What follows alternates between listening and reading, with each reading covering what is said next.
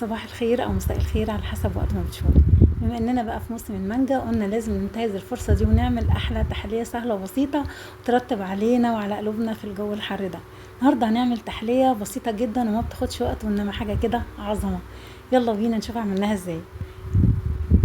اول حاجة انا جبت البسكوت بتاعي وابتديت ان انا اطحنه بالكب او باي حاجة عندي متوفرة ان انا اطحن فيها البسكوت واخليه زي الرمل.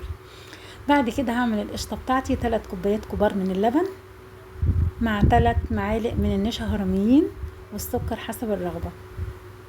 هدوبهم كويس جدا على البارد وبعد كده احطهم على النار بالويسك وبرضه هبقى مستمرية في التقليب زي ما انتم شايفين كده.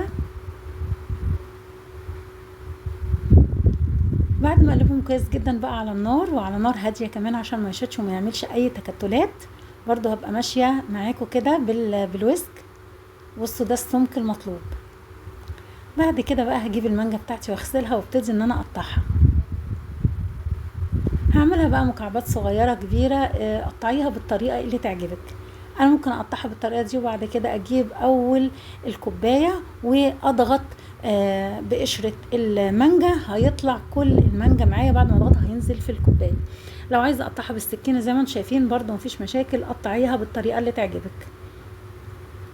بعد كده بقى بعد ما جبت البسكوت بتاعي وطحنته كويس هبتدي ان انا اضيف عليه زبده واعجنه كويس جدا يا ريت ما يبقى عامل زي الرمله المبلوله، وابتدي بعد كده احطه في الكوبات بتاعتي او الكوبايات او البولات اللي متوفر عندي. وبعد كده اجيب حاجه كده صغيره اضغط عليه كويس عشان يبقى ثابت في قلب قاع الكوبات بتاعتي.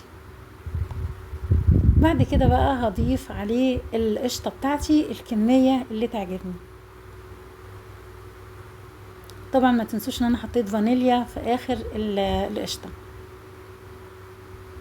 هسيب بقى المهلبيه او القشطه بتاعتي تبرد وبعد كده اعمل جيلي المانجا. هجيب كوبايه بتغلي ميه بتغلي وهضيفه هضيف الباكت بتاع الجيلي المانجا وهدوبه كويس جدا وما خليش اي حبيبيات تحت خالص، لا هخليه كله كده دايب ومش هخليه فيه تكتلات خالص. بعد كده هضيف نص كوبايه ميه ساقعه برضو مع التقليب المستمر. بعد كده بقى هضيفه على المانجا بتاعتي اللي رصيتها على القشطه. زي ما انتم شايفين كده انا ضفت المانجا الاول في كل الكوبات بتاعتي او الكوبايات، الكميه اللي تعجبني، كميه المهلبيه او القشطه او كميه المانجا او كميه البسكوت، دي الكميه اللي متوفره عندي او الكميه اللي تعجبني. انا بزود القشطه او بزود المانجا او بزود طبقات البسكوت، الطبقه اللي تعجبني دي حاجه ترجع لي انا. بس بصراحه لقيت احسن حاجه ان انا او افضل حاجه ألذ حاجه كده انا حسيتها ان انا بزود طبقه القشطه في النص، دي بتبقى طعمها هايل جدا.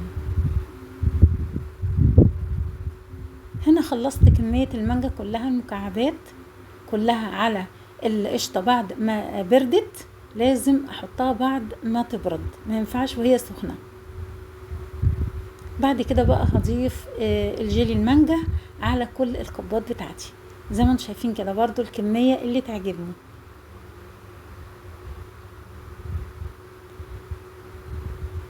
زي ما انتم شايفين كده خلصت الكميه كلها وحطيتها من فوق الوش. بصراحه والله هي كان طعمها لذيذ حتى لو ما حطيتش جيلي المانجا، بس طبعا جيلي المانجا بيدي طعم اقيم وبيدي تست عالي.